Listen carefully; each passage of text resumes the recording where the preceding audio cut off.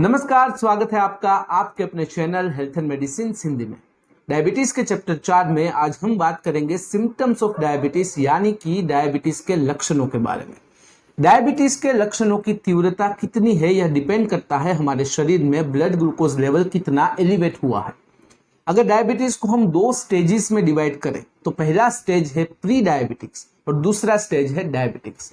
अगर pre diabetics की बात करें तो जिन लोगों को डायबिटीज है लेकिन वह प्री डायबिटिक स्टेज में है, उनके शरीर में blood glucose level normal level से थोड़ा ही ज्यादा एलिवेट हुआ है, लेकिन इतना भी ज्यादा एलिवेट नहीं हुआ है कि हम उन लोगों को डायबिटिक्स बोले। अब प्री डायबिटिक स्टेज में एक दिक्कत यह होती है कि इस स्टेज में दिखने वाले लक्षण बहुत देरी से महसूस होते हैं, और जब तक यह लक्षण महसूस होने लगे, जब तक यह लक्षण आइडेंटिफाई होते हैं, तब तक वह व्यक्ति प्री डायबिटिक स्टेज में से डायबिटिक स्टेज में पहुंच गया हुआ होता है। नेक्स्ट चैप्टर में ही हम बात करेंगे फेजेस ऑफ डायबिटीज के बारे में, जहां पर मैं प्री डायबिटिक फेज के बारे में डिटेल में आपको एक्सप्लेन कर दूंगा। अब सबसे एक रिक्वेस्ट है कि अगर आपको मेरे वीडियोस पसंद आते हैं, आपको ऐसा लगता है कि कहीं ना कहीं पर मेरे वीडियोस आपको हेल्प करते हैं, तो प्लीज मेरे चैनल को सब्सक्राइब करें, साथ ही साथ नोटिफिकेशन बेल को प्रेस करें और वहां ऑल नोटिफिकेशन पर क्लिक करें ताकि मेरे चैनल से जुड़ी हुई नोटिफिकेशंस आपको समय समय पर मिलती रहे। अब वन बाय वन हम डायबिटीज के जो मोस्ट कॉमन 10 लक्षण है उसके बारे में डिटेल में बात करेंगे, तो वीडियो लंबा जरूर हो जाएगा, 10 मिनट से शायद ज्यादा लंबा हो जाए। तो जो लोग सिर्फ और सिर्फ लिस्ट जानना चाहते हैं, डिस्क्रिप्शन में मैंने टाइम स्टैम्प दे दिया है, तो वहां पर जाकर भी आप स्किप करके भी देख सकते हो। लेकिन जो लोग डिटेल में हर एक सिम्टम्स के बारे में जानना चाहते हैं वह लोग प्लीज मेरे साथ वीडियो के अंत तक बने रहिएगा। सबसे पहला सिम्टम है बार बार प्यास लगना, जिसे मेडिकल टर्मिनोलॉजी में पॉलीडिप्सिया कहते हैं। ऐसा कहा जाता है कि polydipsia is hallmark symptom of diabetes. Hallmark symptom, hallmark का मतलब शायद आपको पता ही होगा, जब भी हम गोल्ड खरीदने जाते हैं तो हॉलमार्क स्टैंप वहां पर होता है। जिस गोल्ड पर हॉलमार्क का स्टैंप है उसे हम एकदम शुद्ध मान लेते हैं और उसे खरीद लेते हैं। उसी तरह यह जो सिम्टम है पॉलीडिप्सिया यानी कि बार बार प्यास लगना, यह एक हॉलमार्क सिम्टम है। मतलब कि अगर किसी व्यक्ति को बार बार प्यास लगती है और लगातार प्यास लगती है तो यह सिम्टम डायबिटीज का है, तो उस व्यक्ति को कंपलसरी अपना ब्लड शुगर लेवल समय समय पर चेक करवाना चाहिए ही। बार बार प्यास लगना और प्यास लगना दोनों के बीच में एक डिफरेंस है। जैसे कि जब भी आप बाहर से आते हो, धूप में से आते हो, चलकर आते हो, दौड़कर आते हो, आप एक्सरसाइज करके आते हो, तब आपको प्यास लगना स्वाभाविक है और आप 1 गिलास 2 गिलास या 3 गिलास पानी पीकर अपनी प्यास बुझा देते हो। लेकिन इन केस ऑफ डायबिटीज बार बार जब प्यास लगती है, आप चाहे जितना भी पानी पिए, आप फिजिकली एक्टिव नहीं हो, आप घर पर ही बैठे हो, आप धूप में से भी नहीं आए हो, लेकिन फिर भी आपको बार बार प्यास लगती है। तो बार बार प्यास लगती है लेकिन आपकी प्यास बुझती नहीं है, तो यह एक कॉम्प्लिकेटेड लक्षण है। और अगर ऐसा कुछ आपके साथ होता है कि आपको बार बार प्यास लगती है, हालांकि आप फिजिकली इनएक्टिव हो, आप छांव में बैठे हो, धूप में भी नहीं हो, फिर भी ऐसा होता है, तो इस लक्षण को आपको नजरअंदाज नहीं करना है। आपको कंपलसरी अपना ब्लड ग्लूकोज लेवल चेक करवाना है, क्योंकि यह लक्षण डायबिटीज का हो सकता है। दूसरा सिम्टम है बार बार पेशाब आना, जिसे मेडिकल टर्मिनोलॉजी में हम पॉलीयूरिया कहते हैं। अगर कोई व्यक्ति एक दिन में यानी कि 24 घंटे में 3 लीटर से ज्यादा यूरिन एक्सक्रिएट करता है तो उसे हम पॉलीयूरिया कहते हैं। अगर फ्रीक्वेंसी की बात करें तो नॉर्मल इंडिविजुअल को एक दिन में 6 से 7 बार यूरिन एक्सक्रिएशन के लिए जाना पड़ता है। लेकिन अगर यही फ्रीक्वेंसी 7, 8, 9, 10 या फिर 10 से ज्यादा हो गई तो उसे हम कहेंगे पॉलीयूरिया। देखिए यहाँ पर जो पहला सिम्टम था पॉलीडिप्सिया, वह कनेक्टेड है पॉलीयूरिया से। जिस व्यक्ति को पॉलीडिप्सिया की प्रॉब्लम है उसे पॉलीयूरिया की प्रॉब्लम हो सकती है।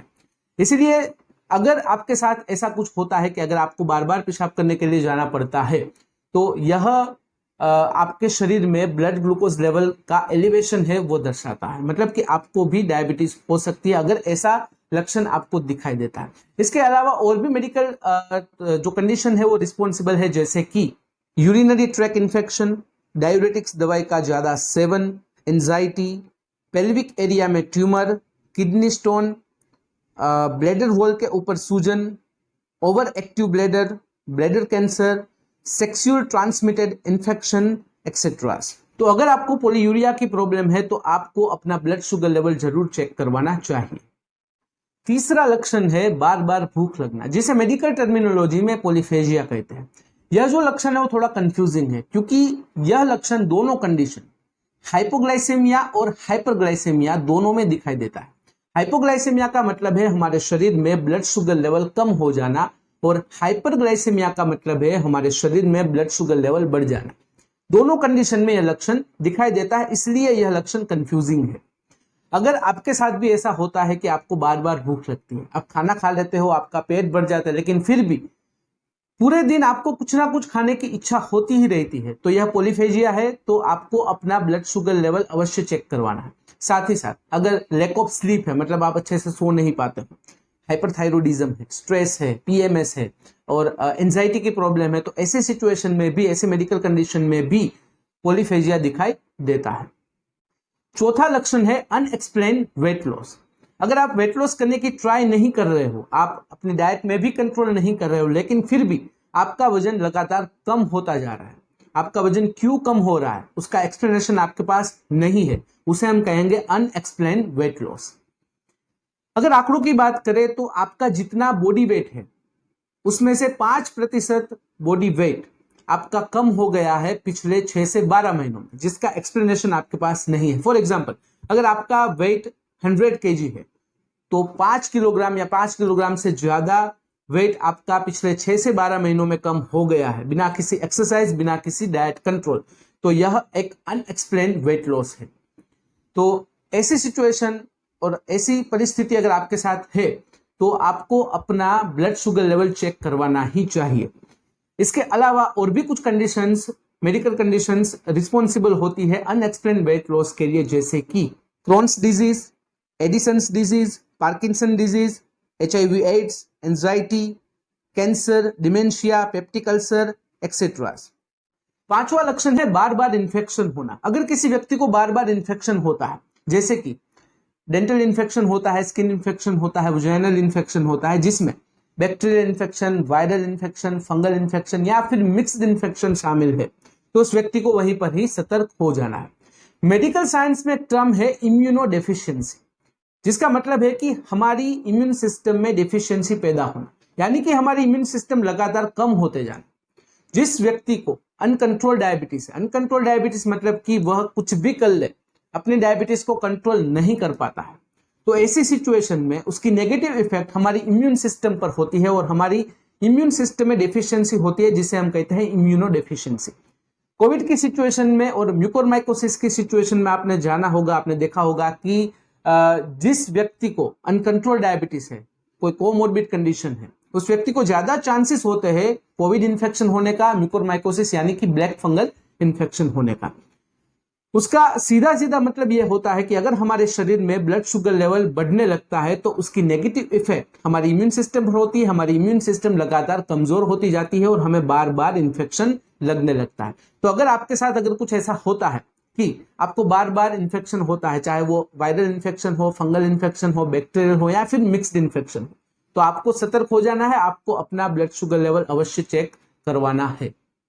छठा सिम्टम है स्लो हीलिंग ऑफ वाउंड, यानी कि घाव भरने में बहुत ही ज्यादा समय लगना।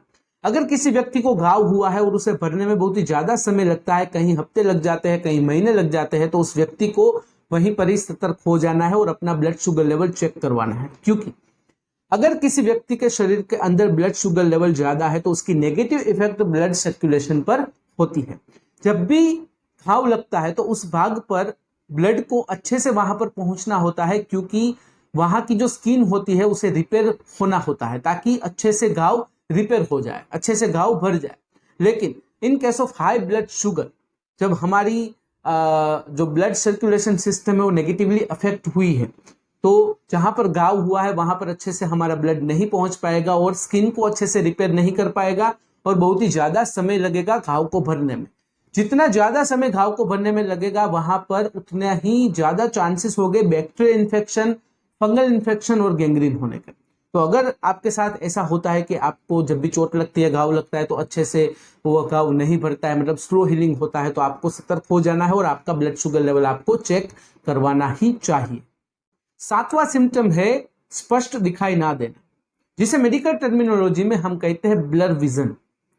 आप कोई भी ऑब्जेक्ट को देखते हो उसमें जो बारीकियां होती है, जो बारीक डिटेल्स होती है, अगर उसे आप अच्छे से देख नहीं पाते हो, अगर वह बारीकियां आपको धुंधली दिखाई देती है, तो उसे हम कहते हैं ब्लर विजन।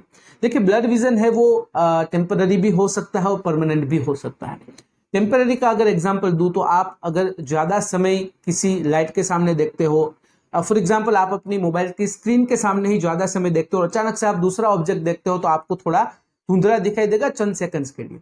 ऐसे ही आप जब सूरज के सामने देखते हो, सूरज की रोशनी के सामने देखते हो और सडनली आप किसी ऑब्जेक्ट को देखते हो तो आपको चंद सेकंड के लिए वह ब्लर दिखाई देगा, तो उसे हम कहते हैं टेम्पररी ब्लर विजन। लेकिन जब यह ब्लर विजन की प्रॉब्लम लंबे समय से चल रही है, आपके शरीर में ब्लड शुगर लेवल ज्यादा है, आपको डायबिटीज है, उसके हिसाब से ब्लर विजन हुआ है, तो उसे हम कहते हैं डायबिटिक रेटिनोपैथी, जिसमें मेनली 4 स्टेजेस होते हैं।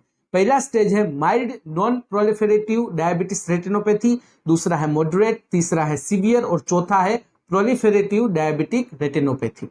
अगर आपके साथ भी कुछ ऐसा हुआ है, आपको लंबे समय से धुंधला दिखाई देता है, ऐसी प्रॉब्लम है, तो उसे आपको नजरअंदाज नहीं करनी है और सबसे पहले आपको डॉक्टर से बात करनी है और अपना ब्लड शुगर लेवल चेक करवाना है और श्योर हो जाना है कि आपको यह प्रॉब्लम क्यों है, डायबिटीज की वजह से है या दूसरी कुछ प्रॉब्लम की वजह से है, तो आपको यह बात को भी ध्यान में रखना है। 8वां सिम्टम है थकान और कमजोरी। अगर लंबे समय से आपको थकान और कमजोरी की समस्या है, खास करके जब भी आप सुबह उठते हो, चाहे आपने 7 से 8 घंटे की क्वालिटी वाली नींद भी ले ली है, लेकिन फिर भी आपको थकान और कमजोरी महसूस होती है, तो यह डायबिटीज की वजह से भी हो सकती है। आपके शरीर में ब्लड शुगर लेवल एलिवेट हो गया है, उसकी वजह से भी हो सकती है। तो ऐसी सिचुएशन में सबसे पहले आपको अपना ब्लड शुगर लेवल चेक करवाना चाहिए। 9वां सिम्टम है लगातार वजन बढ़ना। देखिए लगातार वजन कम होना यह भी एक सिम्टम था और लगातार वजन बढ़ना यह भी एक डायबिटीज का ही सिम्टम है। अगर आपका बॉडी वेट स्टेबल नहीं रहता है, आप डाइट कंट्रोल कर रहे हो लेकिन फिर भी आपका वजन बढ़ने लगा है, तो शायद आपको हाइपरथायरॉयडिज्म की प्रॉब्लम हो सकती है और hyperthyroidism is positively linked with diabetes. अगर किसी व्यक्ति को हाइपरथायरॉयडिज्म है तो उस व्यक्ति को डायबिटीज होने के चांसेस भी है। तो अगर आपका वजन अनएक्सप्लेन बढ़ने लगता है तब भी आपको अपना ब्लड शुगर लेवल चेक करवाना चाहिए। 10वां सिम्टम है हाथ और पैर सुन्न हो जाना, यानी कि नमनेस आ जाना। देखिए बढ़ा हुआ शुगर लेवल हमारी नर्वस सिस्टम को नेगेटिवली अफेक्ट करता है। अगर यह चीज डायबिटीज की वजह से है तो उसे हम कहते हैं डायबिटिक न्यूरोपैथी।